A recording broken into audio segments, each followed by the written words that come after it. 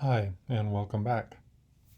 Today, we're going to move from the top half of the aeronautical decision-making flowchart, where we have the pilot, the aircraft, the environment, and the external pressures that go into creating each situation, to the lower half of the chart, which walks us through how to deal with changes in the situation.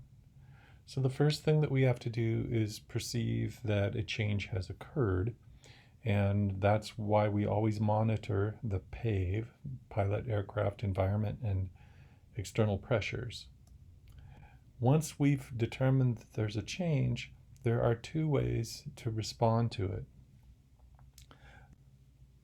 By far the most common is skills and procedures. Skills and procedures will be an adequate response to probably better than 90% of the changes that occur out there as you're flying. The brain can only make one decision at a time. It can make them fairly quickly, but it can only make them one at a time. To be effective as a pilot, you have to have what are called motor programs.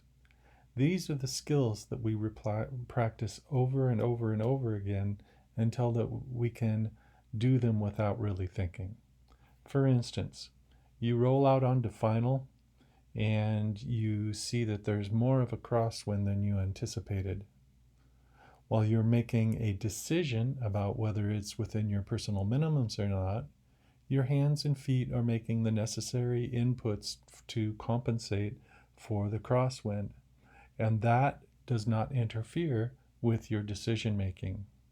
In order for motor programs to work, they have to be highly trained and you have to keep them proficient.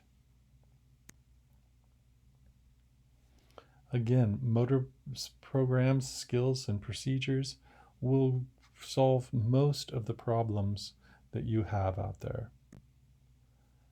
So, what do you need to put in your skills and procedures toolbox that may be a little bit rusty? So in my experience, these things are common areas for pilots to get rusty in.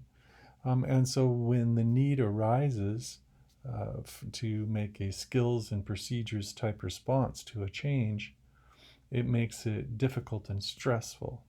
So recovery from stalls, unusual attitudes, precision landings, flying by reference to instruments, flight into the more advanced Class B and Class C airspace, small uncontrolled airports or landing areas, busy or tower-controlled airports, depending on where you've been flying, radio navigation and loss procedures.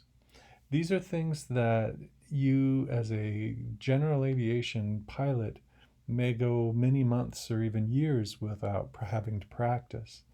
And so when the need arises for that type of response, you find yourself rusty, and that causes a lot of unnecessary and extra stress. So think about for yourself if there is anything in this list or anything outside this list that maybe you need to add to your toolbox, or just maybe polish some of the rust off of it.